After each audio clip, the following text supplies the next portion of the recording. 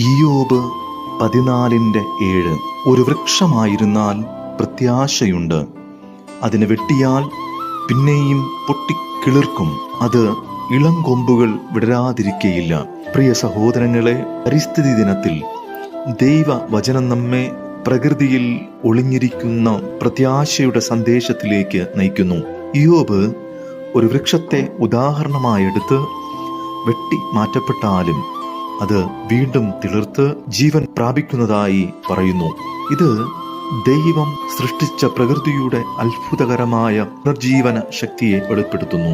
വെട്ടിയ വൃക്ഷം പോലും വീണ്ടും തളിർക്കുമ്പോൾ നമ്മുടെ ജീവിതത്തിലും ദൈവം പുതിയ തുടക്കങ്ങൾ നൽകാൻ ശക്തനാണെന്ന് നാം മനസ്സിലാക്കുന്നു. പ്രകൃതിയുടെ പുനരുജ്ജീവനം ദൈവത്തിൻ്റെ കരുണയുടെയും പ്രത്യാശയുടെയും സാക്ഷ്യമാണ്.